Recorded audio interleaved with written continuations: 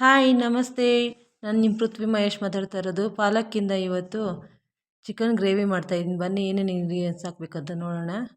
ಈರುಳ್ಳಿ, ಟೊಮೊಟೊ, ಹಸಿಮೆಣಸಿನ್ಕಾಯಿ, ಶುಂಠಿ ಬೆಳ್ಳುಳ್ಳಿ ಪೇಸ್ಟು ಮತ್ತು ಪಾಲಕ್ ರುಬ್ಕೊಂಡಿರೋದು, ಉಪ್ಪು, ಅರಿಶಿಣ, ಧನಿಯಾ ಪುಡಿ, ಖಾರದ ಪುಡಿ, ಗರಂ ಮಸಾಲ, ಚಿಕನ್ ಮಸಾಲ. ಮಾಡೋದಕ್ಕೆ ಅರ್ಧ ಕೆ ಜಿ ಚಿಕನ್ ತೊಗೊಂಡಿದ್ದೀನಿ ನಾನು. ಬನ್ನಿ ಹೇಗೆ ಮಾಡೋದಂತ ನೋಡೋಣ. 4 ಟೇಬಲ್ ಸ್ಪೂನ್ ಎಣ್ಣೆ ಹಾಕಿ ಬಾಣಲಿಗೆ ಅದಕ್ಕೊಂದು ಇಂಚು ಚಕ್ಕೆ ಹಾಕಬೇಕು. ಹಾಕ್ಬಿಟ್ಟು ಮತ್ತು ಈರುಳ್ಳಿ ಹಾಕಿ ಚೆನ್ನಾಗಿ ಫ್ರೈ ಮಾಡ್ಕೋಬೇಕು ಕಂದು ಬರೋವರೆಗೂ. ನೆಕ್ಸ್ಟು ಹಸಿಮೆಣ್ಸಿನ್ಕಾಯಿ ಹಾಕ್ತಾಯಿದ್ದೀನಿ. ಅದು ಸ್ವಲ್ಪ ವಾಸನೆವರೆಗೂ ಹೋಗೋವರೆಗೂ ಕಲಿಸ್ಕೋಬೇಕು. ನೆಕ್ಸ್ಟ್ ಶುಂಠಿ ಬೆಳ್ಳುಳ್ಳಿ ಪೇಸ್ಟ್ ಹಾಕ್ತಾಯಿದ್ದೀನಿ, ಮನೆಯಲ್ಲೇ ಮಾಡ್ಕೊಂಡಿರೋದು. ಸ್ವಲ್ಪ ಫ್ರೈ ಆದಮೇಲೆ ಅದಕ್ಕೆ ಟೊಮೊಟೊ ಹಾಕ್ತಾಯಿದ್ದೀನಿ.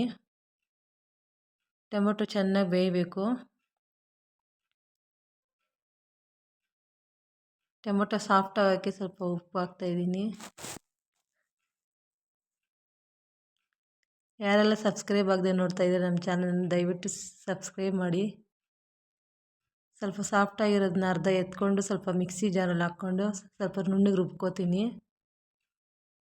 ಅರ್ಧ ಮಾತ್ರ ಎತ್ಕೋಬೇಕು, ಇನ್ನು ಅರ್ಧ ಅದರಲ್ಲೇ ಇರಲಿ.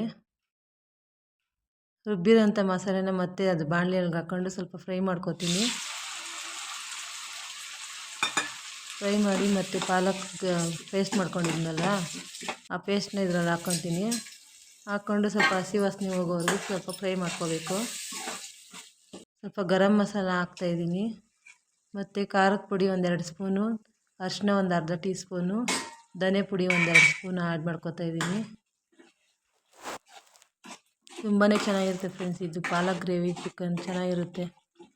ನೀವು ಒಂದ್ಸರಿ ಟ್ರೈ ಮಾಡಿ. ಗೀ ರೈಸ್ ಜೊತೆಗೆ ತುಂಬಾ ಚೆನ್ನಾಗಿರುತ್ತೆ. ನೆಕ್ಸ್ಟ್ ಚಿಕನ್ ಆ್ಯಡ್ ಮಾಡ್ತಾಯಿದ್ದೀನಿ.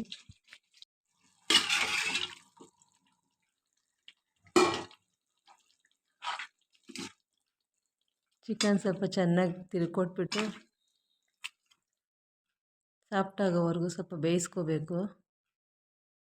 ಚಿಕನ್ ಬೆಂದಿದೆ ಫ್ರೆಂಡ್ಸ್. ಈಗ ಲಾಸ್ಟಲ್ಲಿ ಸ್ವಲ್ಪ ಮೊಸರು ಹಾಕ್ಕೋತೀನಿ. ಕೆನೆ ಸಮೇತ ಹಾಕ್ಕೊತಾ ಇದ್ದೀನಿ ನಾನು. ಮೊಸರು ಹಾಕಿ 1-2 ನಿಮಿಷ ಫ್ರೈ ಮಾಡಿ ಅದನ್ನು ಲಾಸ್ಟಲ್ಲಿ ಚಿಕನ್ ಮಸಾಲ ಹಾಕಿ ಕೊಟ್ಬಿಟ್ಟು ಕೆಳಗಡೆ ಇಳಿಸಿ ಕೊತ್ತಂಬರಿ ಸೊಪ್ಪಿಂದ ಅಲಂಕಾರ ಮಾಡ್ತಾಯಿದ್ದೀನಿ. ತುಂಬಾ ಚೆನ್ನಾಗಿರುತ್ತೆ ಫ್ರೆಂಡ್ಸ್. ಗೀ ರೈಸ್ ಜೊತೆಲಂತೂ ತುಂಬ ಚೆನ್ನಾಗಿರುತ್ತೆ. ಗೀ ರೈಸ್ ಒಂದ್ಸತಿ ಮಾಡಿ ತೋರಿಸ್ತೀನಿ ನಾನು.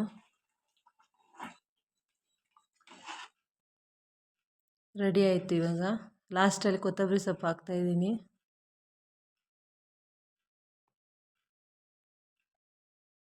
Thank you.